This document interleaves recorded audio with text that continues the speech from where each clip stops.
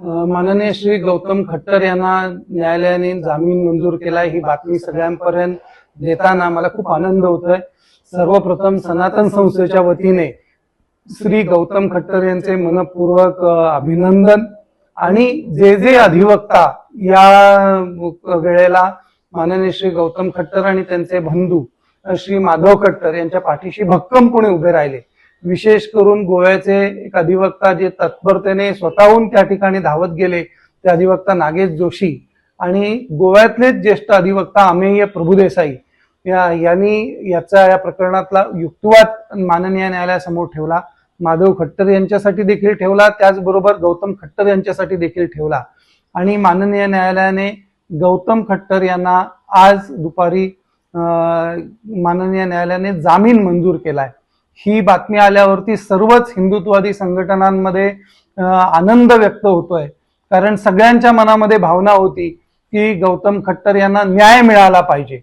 गोवा पोलिसांनी तत्परतेने इतक्या वेगाने जाऊन उत्तराखंडला जाऊन गौतम खट्टर यांच्या सख्खा भाऊ माधव खट्टर याला अटक केलेली होती। त्याला विमानाने आणलेलं होतं, जणू काही या देशामधला एखादा मोठा अतिरेकी पकडून आणावा एवढी मोठी तत्परता गोवा पोलिसांनी दाखवलेली होती।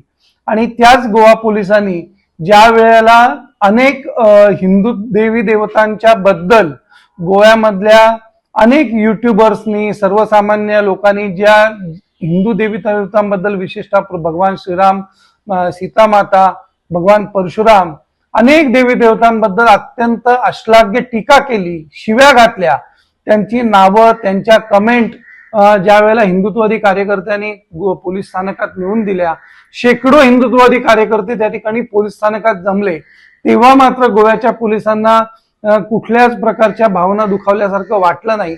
आज तागायत एकाही व्यक्तीला अटक करण्यात आलेली नाही। त्या उलट मात्र गौतम खट्टर यांचा सख्खा भाऊ 18 वर्षाचा LLB प्री फर्स्ट इयरला असणारा एक मुलगा सरकारने त्याला बुरखा घालून आणला आणि न्यायालयासमोर हजर केला। अर्थात न्यायदेवतेने न्याय दिला, त्याला तत्परतेने या अगोदरच जामीन मिळालेला आहे आणि गौतम खट्टर यांना देखील आता हा जामीन मिळालेला आहे। आम्हाला सर्व हिंदुत्ववादी संघटनांना खात्री आहे एक दिवस गौतम खट्टर निश्चितपणे निर्दोष न्यायालयातून मुक्त होतील आणि खरं सत्य जगासमोर आणतील। अर्थात ही सगळी लढाई जे अधिवक्ता लढले त्याच्यामध्ये अधिवक्ता अमेय प्रभुदेसाई आणि नागेश जोशी यांच्यासोबत अधिवक्ता घनश्याम उपाध्याय, अधिवक्ता दिल्लीतले विष्णुशंकर जैन ज्यांनी राम मंदिराची केस सोडवली ते स्वतः याच्यामध्ये होते, त्यांचं मार्गदर्शन होतं। अधिवक्ता योगेश देशपांडे होते, अनेक हिंदुत्ववादी संघटना मदतीला धावलेल्या होत्या। या अधिवक्त्यांना मार्गदर्शन करणारे विशेष करून अधिवक्ता संजीव पुनाळेकर यांनी देखील याच्यामध्ये मोठं योगदान दिलं आणि आज गौतम खट्टर तुरुंगातून बाहेर येत आहेत। एक दिवस ते न्यायालयाच्यातून निर्दोष देखील मुक्त होतील याची आम्हाला खात्री आहे।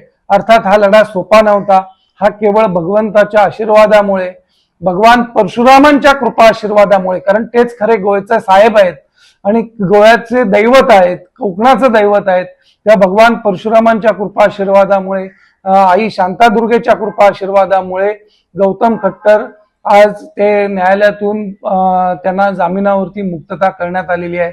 याबद्दल आम्ही सर्व देवी देवतांच्या चरणी खूप कृतज्ञता व्यक्त करतो आणि सर्व वकिलांचं मनपूर्वक या ठिकाणी सनातन संस्थेच्या वतीने मी आभार आणि अभिनंदन करतो।